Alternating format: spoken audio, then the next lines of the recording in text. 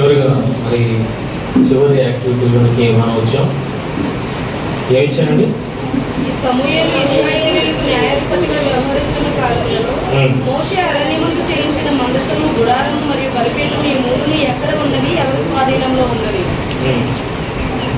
ప్రశ్న పైన ఉన్నదండి. సమూయేలు ఇశ్రాయేలు న్యాయాధిపతిగా వ్యవహరిస్తున్న కాలంలో మోషే అరణ్యమందు చేయించిన మందసము, గుడారము మరియు బలిపీఠము ఈ మూడు ఎక్కడ ఉన్నాయి, ఎవరి స్వాధీనంలో ఉంటుంది?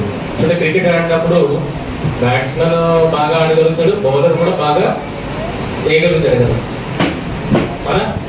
మరి మీరు బౌలర్స్ అవ్వాలి. ఎలాగా బౌలర్స్ అవుతారు? క్వశ్చన్స్ తోటి బౌల్ చేస్తాను, నేను వాటిని ఆన్సర్ చేస్తాను. అంటే మంచి బ్యాట్స్మెన్ ఉన్నాడు అన్నప్పుడు అటుపక్క కూడా ఆపోజిట్ లో కూడా ఏముండాలి, మంచి బౌలర్ ఉండాలి, సమూజీలు ఉంటారు అన్నమాట. ఇలా మీరు చదువుకొని వచ్చారనుకోండి, నేను చెప్పిందే కాదు, మీరు నీకు అర్థమైందని నాకు క్వశ్చన్ చేస్తారు. అప్పుడు ఆ క్వశ్చన్ నుండి కొత్త విషయాలు రావచ్చు కదా. నాకు అంత వచ్చి నేను చెప్పట్లేదు, మీరు ఆలోచించడం వల్ల మీ ద్వారా కొత్త విషయం మరి అందరికీ తెలిసి వీలుంటుంది కదా. ఓకేనా? ఈసారి వచ్చినప్పుడు మరి ఇంత కష్టపడి ఇక్కడ వరకు వస్తున్నారు, అదే కొద్దిగా కష్టాన్ని ఎక్కడ కూడా పెట్టాలా? ఇస్తున్న యాక్టివిటీస్లో కూడా పెట్టాలి. ఇంట్రెస్ట్ ఉన్న యాక్టివిటీస్, ఏదో మీరు బాగా ఇదెందుకు ఆలోచించుకోవడం అన్న యాక్టివిటీస్ ఏం కాదు. మీకు ఇంట్రెస్ట్ పుట్టించేది నా దగ్గర అలాంటివి ఉంటాయి. ఓకేనా?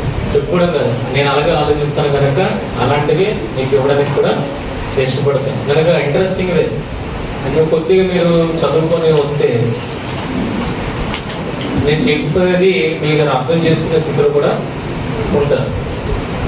ఒకటి ఇప్పుడు ఇదే చదవమన్నాను, చదవకపోతే నేను ఏం చెప్పాను అనేది మీకు ఎలా అర్థమవుతుంది? ఎక్కువగా అది ఎక్కువ కాలం పాటు సీలోలోనే ఉన్నట్టు మనం చూడగలం. ఎక్కడ ఉంది రిఫరెన్స్? ఏది మీరు చదివినా, ఏది మీరు మాట్లాడినా మొదట బైబిల్ బేస్ ఉండాలి. మీరు మాట్లాడినా, నేను మాట్లాడినా బైబిల్ ఆధారం కాకుండా ఇంకేదో మాటని ఆధారం చేసుకొని చెప్పడం అనేది రైట్ కాదు. న్యాయాధిపతుల గ్రంథంలో అది షీలోహులో ఉంటుంది. ఓకేనా? సమూయేలు గ్రంథానికి వచ్చినప్పటికీ అది ఎక్కడ ఉంది?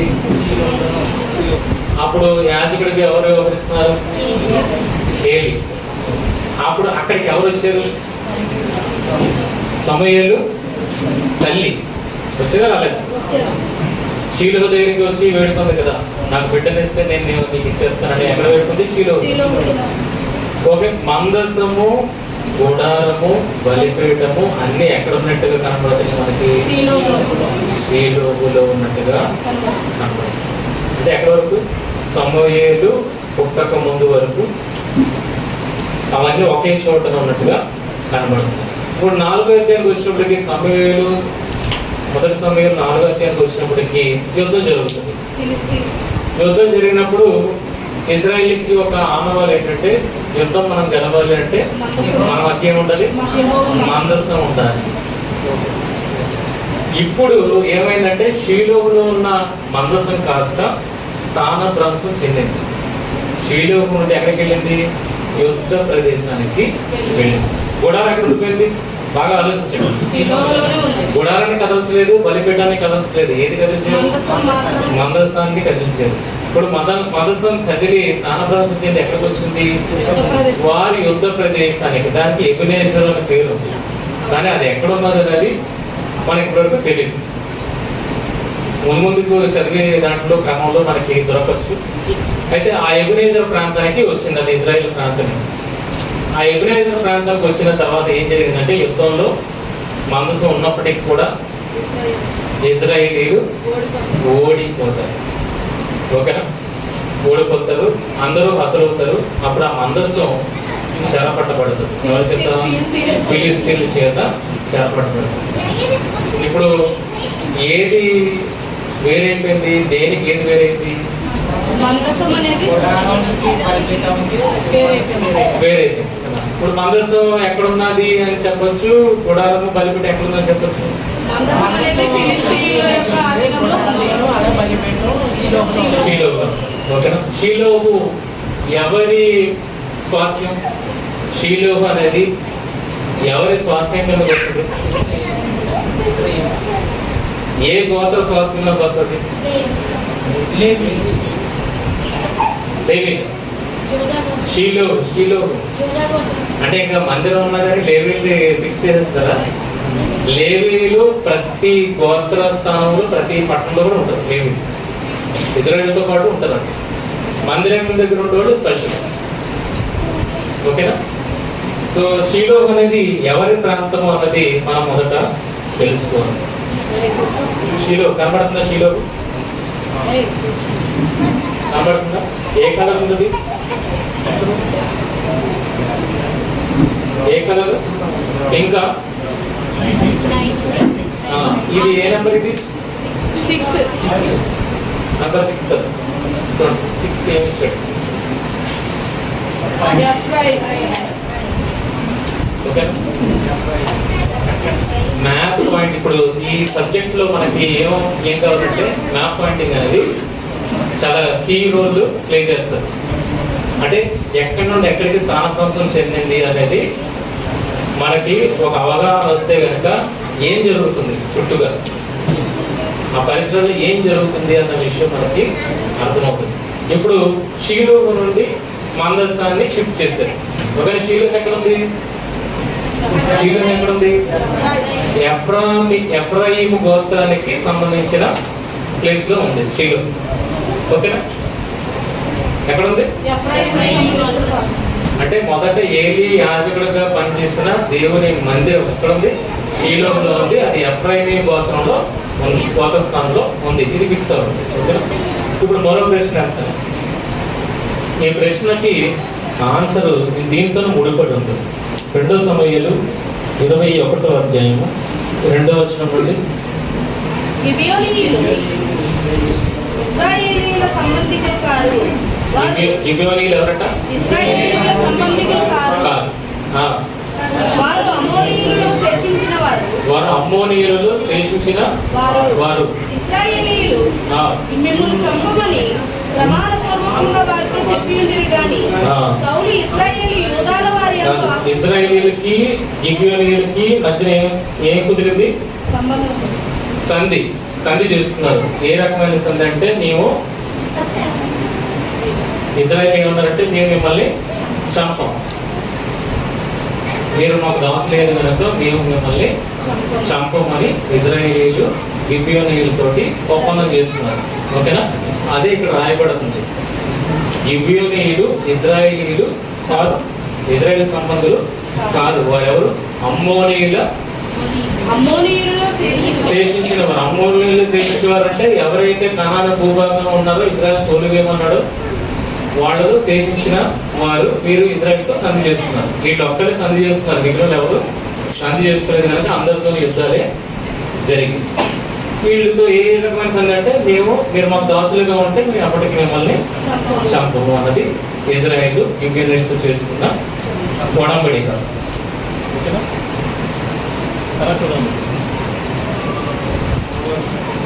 సౌలు ఇశ్రాయేలు యోధాల వారి యందు ఆసక్తి గలవాడే వారిని హతము చేయ చూచుచుండెను. రాజుకు దావీదు గిబియోనీయులను కొలువనంపి, నేను మీకేమి చేయగోరుదురు?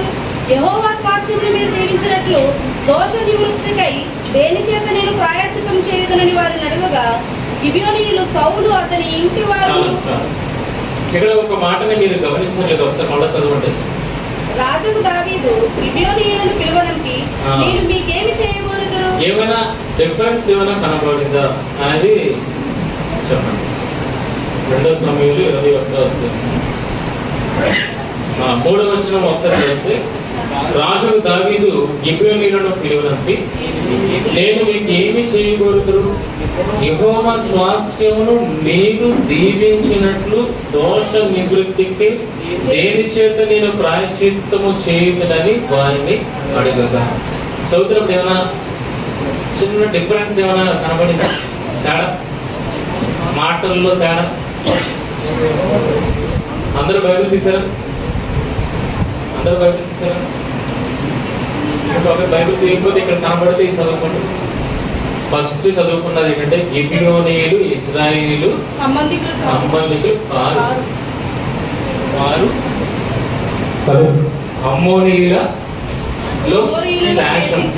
అమ్మోనీయులు శేషించిన వారు. అలాంటి వారితో దావీదు మాట్లాడుతున్నప్పుడు ఏమంటున్నాడు? రాజులు దావీదు గిబియోనీయుల పిల్లలంటి నేను మీకు ఏమి చేయకూడదు? యెహోవా స్వాస్థ్యమును మీరు దీవించినట్లు దోష నివృత్తికి దేని చేత నేను ప్రాయశ్చిత్తం చేయనని వారిని అడుగుతాను. ఈ ఒక్క వచనంలో ఏమైనా తేడాన్ని గుర్తించండి. యెహోవా స్వాస్థ్యమును ఎవరు దీవించారట? అసలు గిబియోనీయులు ఎవరు యెహోవా స్వాస్థ్యం దీవించారు? మీరు చదువుతున్నప్పుడే మీకు లైట్ ఎలగాలి. మీరు చదువుతున్నప్పుడే లైట్ అసలు ఇజ్రాయేల్ కదా దేవుని జనాంగం. అలాంటి జనాంగం ఎవరైనా దీవిస్తే దీవింపబడతారు, ఎవరైనా శపిస్తే శపింపబడతారు. అలాంటిది ఇప్పుడు గిబియోనీయులు ఎవరి శాసనం? అమోరీయుల శాసనం ఉన్నప్పుడు, ఆ ఇజ్రాయేల్ ప్రజలు కాదన్నప్పుడు దావీదు వారిని ఏమని అడుగుతున్నాడు? మీరు యెహోవా స్వాస్థ్యమును దీవించినట్లు, మీరు దీవించినట్లు. ఆల్రెడీ దీవించాలి యెహోవా స్వాస్థ్యాన్ని. రెండు వేరు వేరు సబ్జెక్ట్ అనుకుంటారా? అదే ఇక్కడ మెయిన్ హీరో ప్లే చేస్తుంది ఇది. ఏంటి ఇలా అడుగుతాడు దావీదు? ఎందుకు అడుగుతున్నాడు? చూడండి, ఈ క్వశ్చన్ వస్తే ఆలోచన ఎంత పెద్దగా ఉంటుందో ఒకసారి ఆలోచించండి. అసలు ఇజ్రాయేల్ దీవించాడు అనుకుంటున్నాడు. అలాంటిది మీరు నా స్వాస్థ్యాన్ని దీవించండి అని రాజు అనడం ఏంటి? దావీదు రాజు అనడం ఏంటి? ఇశ్రాయేలుకి మీరు బానిసలుగా ఉండాలని చెప్పాను కదా, బానిసలుగా ఉంటేనే మిమ్మల్ని మేము చెప్పము అన్నారు కదా. సో అప్పుడు వాళ్ళు యెహోవాని నమ్మి విశ్వసించి ఉండొచ్చు. ఓకే, దానివల్ల దావీదు గారు అంటే ఇప్పుడు మన మెయిన్ క్వశ్చన్ ఏంటి? సమూయేలు మెయిన్ క్వశ్చన్ ఏంటి? మనం ఏది ఆలోచిస్తున్నాం? ఎందుకు వచ్చి ఇక్కడికి? మందసం ఎక్కడ ఉంది, గుడారం ఎక్కడ ఉంది, బలిపేట ఎక్కడ ఉంది అని మొదట మాట్లాడుతున్నాం. ఇప్పుడు మీకు ఒకసారి వేరే రకంగా క్వశ్చన్ వేయడానికి ఇక్కడికి తీసుకుని వచ్చాం. ఇక్కడికి తీసుకుని వచ్చినప్పుడు ఇక్కడ ఒక కొత్త విషయం కనబడుతుంది. ఏంటో కొత్త విషయం అంటే గిబియోనీయుల్ని దీవించమని అడుగుతాడు దావీదు. ఆ రకంగా అడగడానికి, వారి ఎదుట ప్రాధాన్యపడడానికి ఏంటి కారణమైంది? మందసం దగ్గర ఉంది. సూపర్. మందసం గిబియోనీయుల దగ్గర ఉందని ఒక రిఫరెన్స్ ఏమి చూపెట్టి.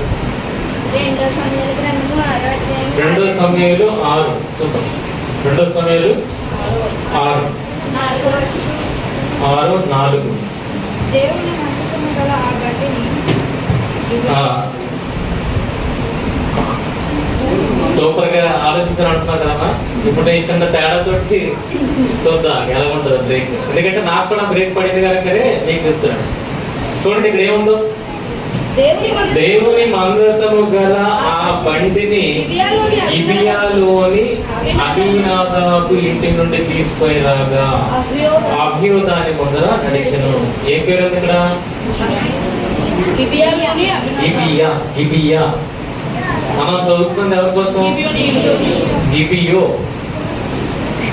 చూసారా, ఒక్క పదం తేడాతోటి ఊర్లు మారిపోతుంది తెలుసా? గిబియా, గిబియో. గిబియా వేరు, గిబియో వేరమ్మా. ఓకేనా? ఇక్కడ ఉన్నది ఏంటి? గిబియా. ఈ ప్లేస్ కి మనకి సంబంధం ప్రస్తుతం లేదు, కానీ ఉన్నది. ఓకే, ఇప్పుడు గిబియోనుల కోసం మాట్లాడుతున్నాం. గిబియోనీయులు ఇజ్రాయేల్లో శేషించిన జనాంగం కాదు. అలాంటి వారిని దావీదు ఎందుకు ప్రాధేయపడుతున్నాడు? మీరు మా స్వాస్థ్యం దీవించాలి అని ఎందుకు అడుగుతున్నాడు? ఏంటి అంత బలమైన కారణం? ఇవి ఎక్కడెక్కడ ఉన్నాయో తెలిసిపోతే ఈయన ఎందుకు ప్రాధేయపడుతున్నారో మనకు తెలుసుకోవాలి. ఈ ప్లేసెస్, ఈ మందసం కానీ, గుడారము కానీ, బలిపీఠము కానీ ఎక్కడెక్కడ ఉన్నాయని మనకు తెలిసిపోతే దావీదు గారు వీళ్లను ఎందుకు ప్రాధేయపడుతున్నారో మనకు విషయము అర్థమవుతుంది. కానీ ఈ విషయం అర్థం కావాలంటే మొదట అవి ఎక్కడున్నాయో కనుక్కోండి. ఏది ఎక్కడున్నాయో? మందసము ఒకటి స్థానభ్రంశం చెందిందని చూసాం మొదట. ఏది స్థానభ్రంశం చెందింది? మందసం అనేది మందసం స్థానభ్రంశం చెందింది. దాని గుడారం నుండి అది బయటకు తీయబడింది. గుడారం బలిపీఠం ఎక్కడ ఉండిపోయి? శీలోపల ఉండిపోయి కదా, శీలోపల ఉండిపోయి. ఇప్పుడు గుడారం కదిలింది. ఎక్కడి నుండి ఎక్కడికి కదిలింది? ఎక్కడ ఉంది దాని విషయం?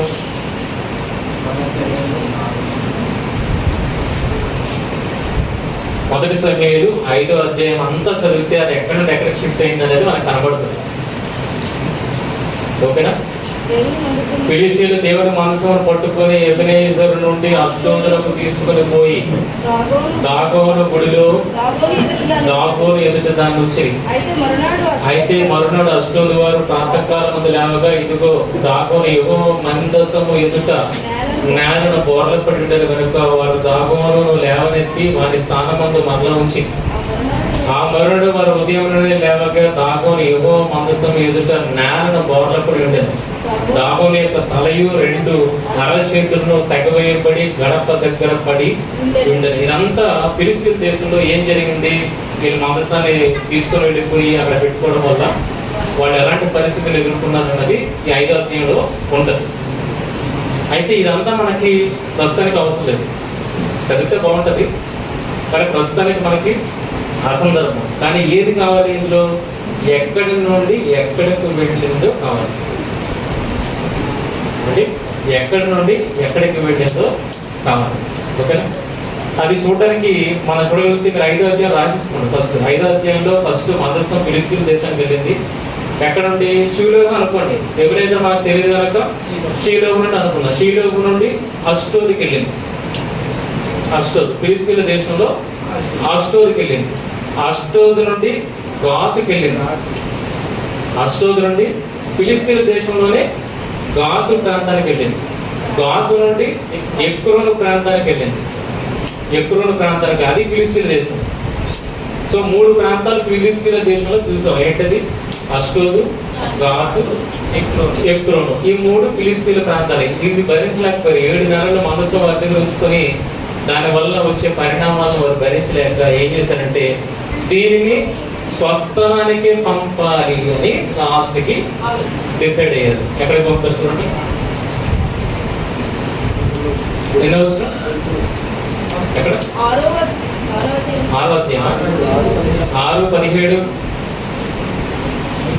6:17 అపరాధరహితమైన 5:11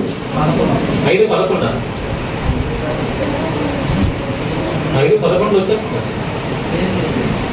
కాగా జనులు ఫిలిష్తీయుల శబ్దాలందరినీ పిలువనండి, ఇశ్రాయేలు దేవుని మందసము మనలను మన జనులను చంపకుండానట్లు స్వస్థానమునకు దానిని పంపించుడనేది. స్వస్థానమునకు దానిని పంపించుడనేది అంటే స్వస్థానం అంటే ఇక్కడ ఏంటి? స్వస్థానం అంటే శిలో అనుకుంటున్నారా? శిలో స్వస్థానం అన్న ఉద్దేశం ఏంటంటే మన దేశం కాదు. ఎవరి దేశం? అది ఎక్కడ ఉండాలో ఆ దేశం అని. అంటే అక్కడికి ఇజ్రాయెల్ దేశానికి వెళ్ళిపోవాలి. ఫిలిష్తీన్ దేశం దాకా వెళ్ళిపోవాలి. ఎందుకంటే ప్రతి ఒక్కళ్ళు దాని ఎఫెక్ట్ చూస్తారు. ఇంకా మేము భరించలేము, ఇది ఎక్కడికి వెళ్ళాలో అక్కడికి వెళ్ళిపోవాలి అని వాళ్ళు బోర్డర్ క్రాస్ చేయించారు. బోర్డర్ క్రాస్ చేయించారు. ఆ బోర్డర్ ఏంటి? ఇక్కడ బెత్షెమెషు ఎక్కడ ఉంది? 6వ అధ్యాయము 12 బెత్షెమెషు మార్గంలో నడిపించను. అది బెత్షెమెషుకి వెళ్ళిపోతుంది. తర్వాత 19 చూడండి. బెత్షెమెషు వారు యెహోవా మందసమును తెరచి చూడక, అప్పటివరకు బాగానే ఉంది. మందసాన్ని రిసీవ్ చేసుకున్నారు, బాగానే ఉంది. కానీ ఏమున్నది అందులో తెరచి చూడాలని ఆశ కలిగింది. తెరవగానే ఎంతమంది చచ్చిపోయారు? 50,070 మందిని మొత్తం 50,070 మంది చచ్చిపోయారు. తెరచి చూడాలన్న దీంతో ఫిలిష్తీయులు దాన్ని ఎఫెక్ట్ అనుభవించారు, పక్కకు పెట్టారు. ఇప్పుడు బెత్షెమెషు వారు సొంత ప్రాంతం అయినప్పటికీ కూడా వాళ్ళు కూడా దానివల్ల ఎఫెక్ట్ అనిపించారు. మేము భరించలేమని చెప్పి ఇప్పుడు ఎక్కడికి ఏం పంపిస్తున్నారు? కిర్యత్యారీము. బాగా నోట్ చేసుకోండి. బెత్షెమెషు నుండి, బెత్షెమెషు అంటే బోర్డర్, ఫిలిష్తీన్ ఇజ్రాయెల్ బోర్డర్. ఇప్పుడు ఆ బోర్డర్ నుండి ఎక్కడికి వెళ్ళింది? కిర్యత్యారీము అంటే లోపలికి, కొద్దిగా కాస్త లోపలికి తీసుకొని వచ్చారు. కిర్యత్యారీము కాపురస్తులకు దూతలను పంపి, ఫిలిస్తీయులు యెహోవా మందసమును మరలా తీసుకుని వచ్చి, మీరు వచ్చి మీ దాపులకు దానిని తీసుకొని పోవాలని వర్తమానము పంపిరి. అంటే ఫైనల్ గా ఎక్కడ చేరింది మందసం? కిర్యత్యారీము. ఏంటంటే కిర్యత్యారీము ఎక్కడ ఉంది? ఇది విశాఖపట్నం. ఏ స్వాస్థ్యానికి సంబంధించింది కిర్యత్యారీము? ఈ ప్రాంతాలు మనకు తెలియదు. షీలో ఎవరికి చెందిందని చెప్పాను? ఎఫ్రాయిం. ఇప్పుడు తిరిగి ఎఫ్రాయింకి వెళ్ళిందా లేకపోతే ఇంకెక్కడైనా ఆగిందా? సమూయేలు కాలంలో ఇది ఎవరి చెంతన ఉంది? 7 నెలలే ఫిలిస్తీయుల చెంత ఉంది. ఓకేనా? ఇంక 20 సంవత్సరాలు అది అక్కడ కిర్యత్యారీములో ఉండిపోయింది అని అన్నాడు. అంటే కిర్యత్యారీములో ఉండిపోయింది అని అంటే ఎక్కడ ఉండిపోయింది? ఇజ్రాయెల్ దేశంలో ఉంది, కానీ దాన్ని ఎవరు పట్టించుకోలేదని దాని అర్థం. ఓకే, ఎక్కడుంది? 7 నెలల తర్వాత మళ్ళా వారి స్వాధీనంలోకి వచ్చేసింది. అర్థమవుతుందా? అర్థం కాదు. అర్థమవుతుందా? అర్థం కాదు. ఇంట్రెస్టింగ్ గానే ఉంటుంది. నా పాయింట్ చూపెట్టట్లేదు కదా.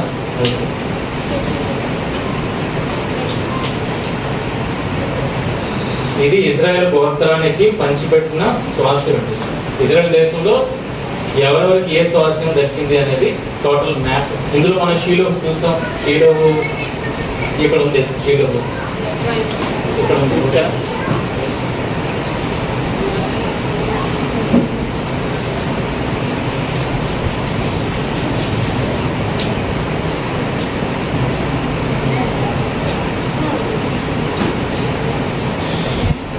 అష్టోద్ చూసారా?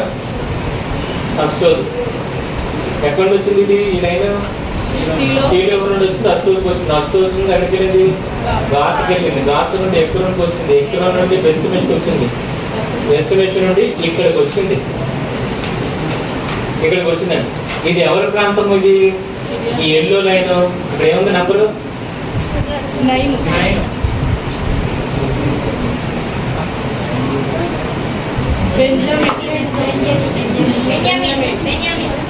బెన్యామీన్. అంటే కిర్యత్యారీము ఎవరికి చెందింది? బెన్యామీను గోత్రానికి చెందింది. చూడండి, రిఫరెన్స్ చూద్దాం. మొట్టమొదటి కిందకి వెళ్తున్నాం. 2 సమూయేలు 6వ అధ్యాయము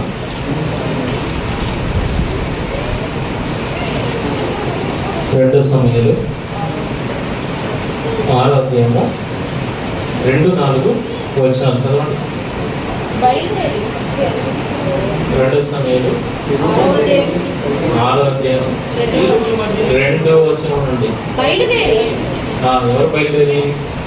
దావీదు ఇశ్రాయేలుతో 30,000 మంది శూరులను సమకూర్చుకొని బయలుదేరి కేరువుల మధ్య నివసించు సైన్యములకు అధిపతి యెహోవాను తన నామము పెట్టబడిన దేవుని మందసమును అచ్చట నుండి తీసుకుని వచ్చుటకై తన యుద్ధనున్న వారందరితో కూడా మాయిలా యెహూదాలో నుండి ప్రయాణమయ్యి మైను. వారు దేవుని మందసమును కొత్త బండి మీద ఎక్కించి గిబియాలోనున్న అబీనాదాబు యొక్క ఇంటిలో నుండి తీసుకొని రాగా. ఎక్కడుండండి? గిబియా. గిబియా అనేది మనకు కనబడుతుంది. గిబియా. గిబియా ఎక్కడ ఉంది? గిబియా ఉందా? ఇది రాంగ్. యాక్చువల్గా ఇది రాంగ్. ఇది బెన్యామీను గోత్రానికి చెందిన చదువుకున్నాం కదా. ఇప్పుడు ఇది ఎక్కడ ఉంది? ఇది ఈ గోత్రం వెళ్ళిపోయింది. ఎఫ్రాయిం గోత్రం వెళ్ళిపోయింది, కానీ కాదు, దీనికి సంబంధించింది. ఓకేనా? ఇది మ్యాప్లో క్లియర్గా మనం చూద్దాం. ఇప్పుడు గిబియాలో ఉన్నది. గిబియా ఎవరి స్వాస్థ్యం? బెన్యామీను స్వాస్థ్యం. ఓకేనా? ఇప్పుడు అమీనాదాబు ఇల్లు ఎక్కడ ఉంది? నిజంగా ఫిలిస్తీయులు బెత్షెమెషు వారు ఎవరికి ఇన్ఫర్మేషన్ ఇచ్చారు? కిర్యత్యారీము. కిర్యత్యారీము ఆ ప్లేస్ ఎక్కడ ఉందంటే గిబియాలో ఉంది. గిబియా. మన ఇందాక ఒక క్వశ్చన్ వేసుకున్నాం, అక్కడ ఎవరు ఉన్నారు? గిబియోని. ఈ గిబియా వారు ఎవరు? ఈ గిబియా వారు ఎవరండి? గిబియాలో ఉన్నవారు ఎవరు? బెన్యామీను. చూస్తారా రిఫరెన్స్? న్యాయపత్ర గ్రంథం 19వ అధ్యాయము 14వ వచనం. అప్పుడు వారు సాగి వెళ్ళుచుండగా బెన్యామీనీయుల ఆ. గిబియా దగ్గర ఉన్నప్పుడు పొద్దుగుంకెను. అక్కడ ఉన్న వాళ్ళు ఎవరు ఉన్నారని ఉంటుంది? అక్కడ ఉన్నవారు బెన్యామీనీయులు అంటుంది. ఆ రెఫరెన్స్ అంతా అప్పుడు వారు సాగి వెళ్ళుచుండగా 16వ వచనం. ఆ చోటి మనుషులు బెన్యామీనీయులు. ఎఫ్రాయిమీయులు ఉందా? లేదు కదా, బెన్యామీనీయులు కదా. ఓకే, ఇది ఎక్కడ ఉంది ఇప్పుడు? బెన్యామీన్ ప్రాంతం ఉంది. అంటే ఈ మ్యాప్ కొద్దిగా రాంగ్ ఉంది, ప్లేసులు పెట్టడానికి చోట్లకి దాని పైకి చూస్తాయి. ఓకేనా? గిబియా ఎవరిది? బెన్యామీన్ గోత్రానికి చెందింది. అక్కడ ఉన్న ప్రజలు ఎవరు? బెన్యామీనీయులు. బాగా రాసుకుంటారు. అంటే మీకు నోట్స్ తర్వాత ఇస్తాను. కానీ ఇందాక ఒకటి దావీదు గారు ప్రాధాన్యపడుతున్నది ఎవరిని? గిబియోనీయులు. వాళ్ళు ఎవరు? ఇశ్రాయేలీలా? కాదు. కాదు, అమోరీయులు శేషించిన జనం. వాళ్ళని దావీదు ఎందుకు ప్రాధాన్యపడుతున్నాడు అనేది మనం ఆలోచిస్తున్నాం. అదే విధంగా మరొక ప్రశ్న నుండి ఏం ఆలోచిస్తున్నాం? ఈ మందసము గుడారము బలిపీఠం ఎక్కడ ఉన్నాయని ఆలోచిస్తున్నాం. ఈ రెండింటికి కనెక్షన్ ఏంటి అనుకున్నారా? కనెక్షన్ చాలా ఉంది. ఇప్పుడు వరకు ఏది కథల్లో మనం చూసాం?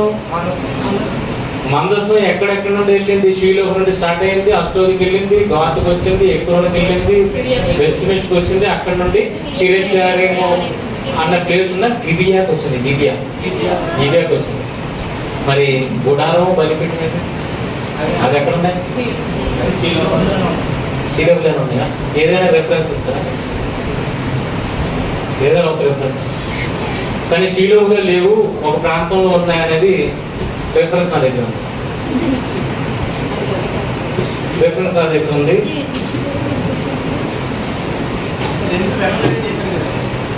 రెండో దినవృత్తాంతములు మొదటి అధ్యాయము. ఎవరు ప్రశ్న? ఎవరు అడుగుతారు? వేరేనా? నేను వస్తాను, వేరే వస్తాను. రెండో దినవృత్తాంతములు మొదటి అధ్యాయము 2వ వచనము 4-5 వచనాలు. యెహోవా సేవకుడైన మోషే అరణ్యమందు చేయించిన దేవుని సమాధి గుడారము గిబియోనునందు ఉండెను గనుక సొలొమోను సహస్రాధిపతులకును శతాధిపతులకును న్యాయాధిపతులకును ఇశ్రాయేలీయుల పితరుల ఇండ్లకు పెద్దలైన బాగా చదవండి. మళ్ళా చదవండి బాగా. యెహోవా సేవకుడైన రిఫరెన్స్ రిపీట్ చేయాలి. రెండో దినవృత్తాంతముల గ్రంథము మొదటి అధ్యాయము 2వ వచనం. యెహోవా సేవకుడైన మోషే ఇక్కడ దేనికోసం మాట్లాడుతున్నాడు? మందసం కోసం మాట్లాడతాడా? మందసం ఉంచబడిన గుడారం కోసం మాట్లాడుతున్నాడా? మందసం కోసం మనకు క్లారిటీ ఉంది. ఎక్కడికి వెళ్ళిపోయింది? అది కిరెత్యారీముకి వెళ్ళిపోయింది. అది గిబియా ప్రాంతము, అది బెన్యామీనులకు సంబంధించింది.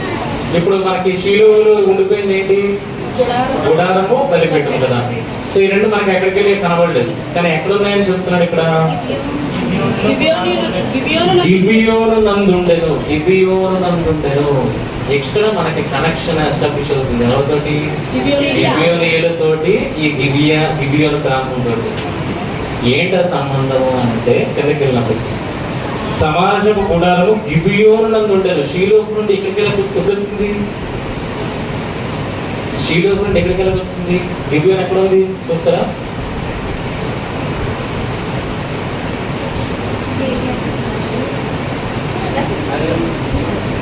ఈ బ్లూ లైన్ ఉందా? ఇది నేవీ బ్లూ. ఇది గిబియోన్. కిరెత్యారీము ఎక్కడ ఉంది? గిబియా. కిరెత్యారీము ఎక్కడ ఉంది? గిబియా. షీలోకు నుండి ఇప్పుడు గుడారం ఎక్కడికి వచ్చింది? గిబియోనుకు వచ్చింది. గిబియోనుకి ఎలా వచ్చింది? ఎందుకు వచ్చింది? అది మనం ఆలోచించాలి. మందసం విషయం మనకు తెలిసిపోయింది. అది ఒక్క పర్సన్ ప్లేస్ లో ఉండిపోయింది. అది అమీనాదాబు ప్లేస్ లో ఉండిపోయింది. అది కిరెత్యారీము. దానికి అదే ప్రాంతం అంటే గిబియా ప్రాంతము. అది బెన్యామీనుకి సంబంధించింది. మరి గిబియోను కూడా ఎందులో ఉంది? బెన్యామీను ప్రాంతంలోనే ఉంది. గిబియోను కూడా ఎక్కడ ఉంది? బెన్యామీను ప్రాంతంలో ఉంది. యెహోషువ యుద్ధం వెళ్ళినప్పుడు సూర్యుడిని ఆపేస్తారు కదా, సూర్యుడిని చంద్రుడిని ఆపుతారు కదా. ఏమంటాడు? సూర్యుడా నువ్వు గిబియోనులో నిలువు, చంద్రుడా నువ్వు అయ్యారు లోయలోను నిలువు. ఆ గిబియోని ఈ గిబియోను. ఓకేనా? అక్కడ యుద్ధానికి ఎందుకు వెళ్ళాడు? ఎవరి పక్షాన్ని యుద్ధానికి వెళ్ళాడు? గిబియోనీయుల మీదకి మిగిలిన ఆమోరీయులు యుద్ధానికి వస్తారు. మీరు వాళ్ళతో సరెండర్ అయిపోవడం ఏంటి, మన దేశం ఇది, మనం కాపాడుకోవాలని చెప్పి వాళ్ళు గిబియోన్ మీదకి యుద్ధానికి వచ్చినప్పుడు గిబియోనికి సపోర్ట్ గా ఎవరు వెళ్తారు? ఇశ్రాయేలీయులు వెళ్తారు. అప్పుడు యెహోషువ యుద్ధం చేసినప్పుడు సూర్యుడిని ఎక్కడ ఆగమంటాడు? గిబియోన్లో ఆగిపోండి. ఆ గిబియోని ఈ గిబియోన్. ఓకేనా? ఇప్పుడు గిబియోన్ దగ్గరికి ఏమున్నదని మనకు కనబడుతుంది. చూడండి, దేవుని సమాజపు గుడారము గిబియోను నందుండెను గనుక సొలొమోనుతో కూడా కలిసి గిబియోను నందుండు బలిపీఠము నొద్దకు పోయింది. బలిపీఠం ఎక్కడ ఉంది? మందసం చూస్తాం. మందసం షీలోకు నుండి ఫిలిస్తీన్ దేశం అంతా తిరిగి బెంజమిన్ ప్రాంతానికి వచ్చింది, బెన్యామీను ప్రాంతానికి వచ్చింది. ఇప్పుడు గుడారము బలిపీఠం కూడా షీలోకు నుండి ఎక్కడికి వచ్చి గిబియోన్లో ఉన్నాయి. ఏ రాజు కాలంలో మాట్లాడుతున్న మాట ఇది? సొలొమోను రాజు కాలంలో మాట్లాడుతున్న మాట. అదొద్దా? అంటే అది ఎవరు షిఫ్ట్ చేశారో తెలియదు, కానీ షిఫ్ట్ మాత్రం అయిపోయింది. కానీ ఎవరు షిఫ్ట్ చేశారనేది ఇప్పుడు మనం ఆలోచిద్దాం. ఎందుకు గిబియోనీయులు ఏ పరిచర్య కొరకు వినియోగించుకున్నాడు దేవుడు? దాసులే. ఏం చేస్తారు వాళ్ళు? దాసులు ఏం చేస్తారు? యెహోషువ 9వ అధ్యాయము 9:21.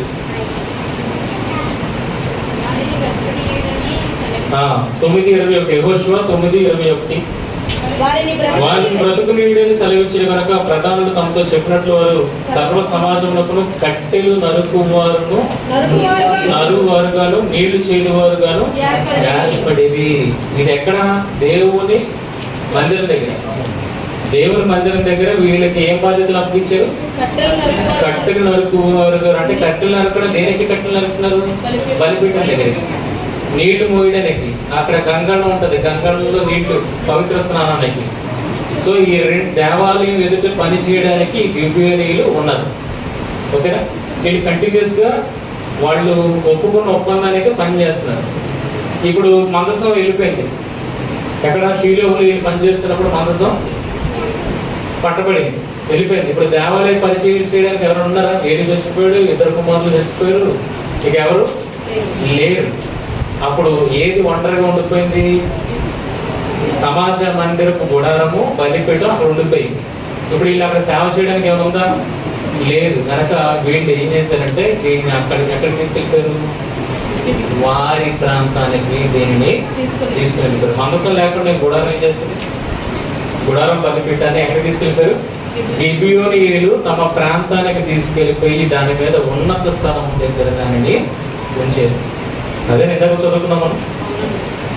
ఉన్నత స్థలం మీద గిబియోనీయులు దాన్ని ఉంచారు. ఆ ఉన్నత స్థలమే గిబియోను. సొలొమోను అక్కడికి వెళ్ళాడు బలి అర్పించడానికి. ఓకేనా? సో ఎవరు దేని మీద శ్రద్ధ కలిగి ఉన్నారు?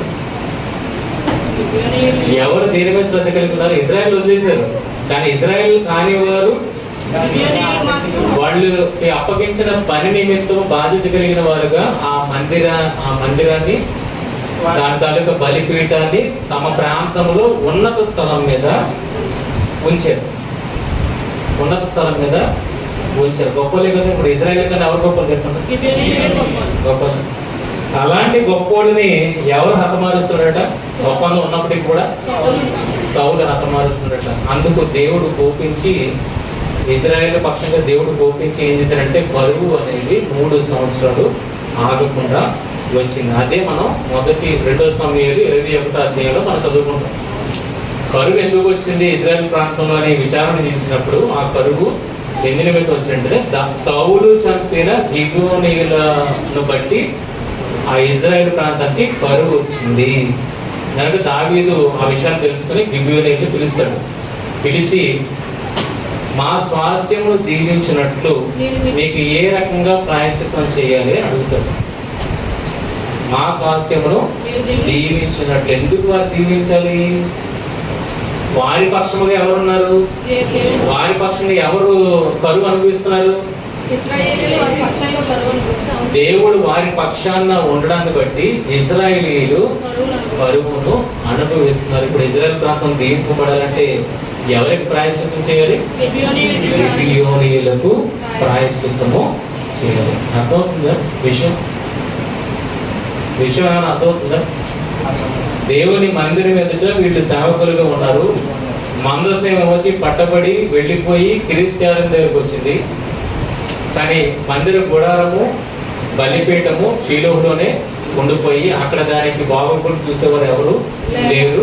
మొత్తం మీద అక్కడ పని చేసే వాళ్ళే వాళ్ళ స్వస్థలానికి వెళ్ళిపోయి ఏదో కింద పడిలేదు. దానికంటూ ఉన్నత స్థలాన్ని ఏర్పాటు చేసి అక్కడ ఉంచారు. అలా ఉంచడాన్ని బట్టి, భద్రం చేయడాన్ని బట్టి ఇజ్రాయేలీలు ఇక్కడ బలి అర్పించడానికి ఎక్కడికి వెళ్ళేవారు? ఎక్కడికి వెళ్ళారు? దావీదు కూడా ఎక్కడికి వెళ్ళేవాడు బలి అర్పించడానికి? గిబియోను ప్రాంతానికి వెళ్ళేవాడు. సొలొమోను కూడా అదే అవలంబించాడు. ఓకేనా?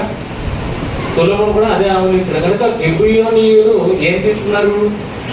దేవుని గుడారానికి బలిపీయడానికి కేర్ తీసుకున్నారు. Caretakers. అంత గొప్పగా దేవుని మందిరాన్ని గుడారాన్ని కాపాడుతూ వస్తున్న అలాంటి వాళ్ళని, దేవునికి లోపడుతున్న వాళ్ళని సౌలు ఏం చేశాడు? చంపేశాడు. చంపాలని ఆలోచన కాదు, అనేకులను హతమార్చాడు, లేకుండా చేయాలని చూశాడు. అందుకు దేవుడు వారి పక్షం వహించి ఎవరి మీద ఆగ్రహించాడు? ఇశ్రాయేలు మీద ఆగ్రహించి 3 సంవత్సరముల కరువు కంటిన్యూస్ గా వచ్చింది. దీన్ని విచారణ చేసినప్పుడు దావీదుకు తెలిసిన విషయం ఏంటంటే ఇది సౌలు చంపిన గిబియోనీయుల వల్ల ఈ కరువు వచ్చింది. మీరు చదువుకుంటే మీకు అర్థం అవుతుంది. ఏది 2 సమయాలు 21.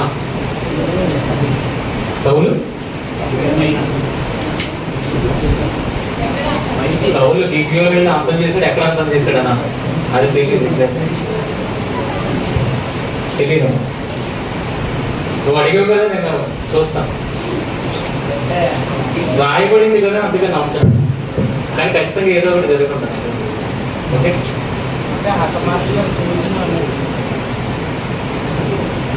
హతమార్చు వచ్చిన వాళ్ళు కూడా ఒప్పుకుంటారు కదా.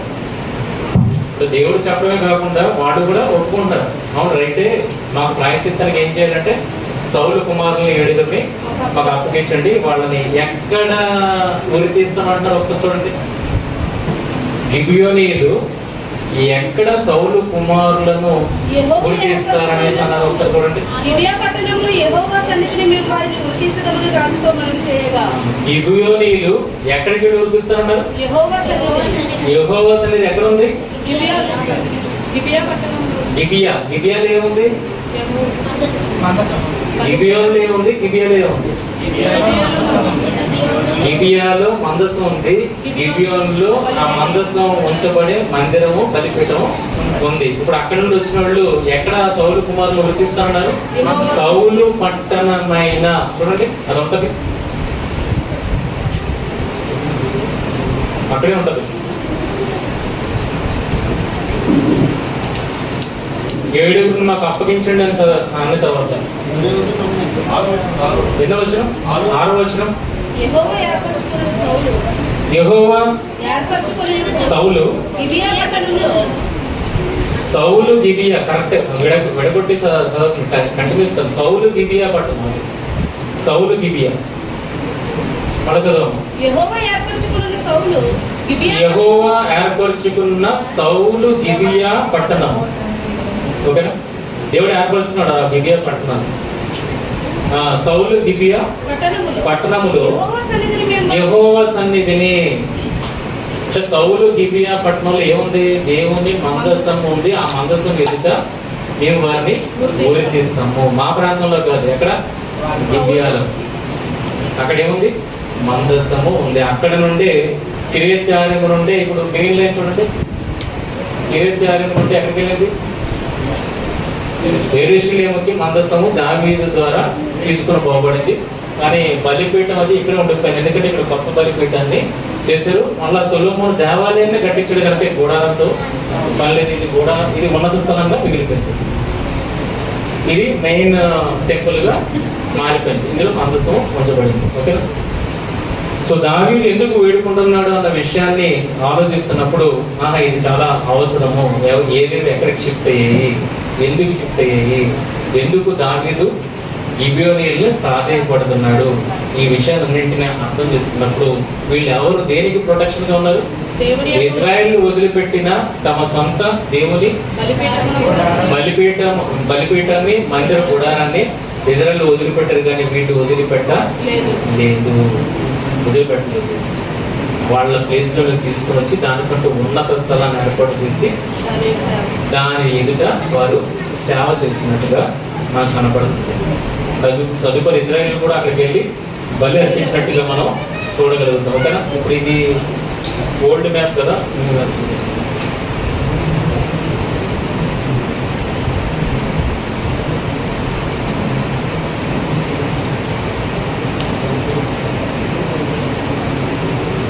మరి షీలో కనపడుతుందా? షీలోకి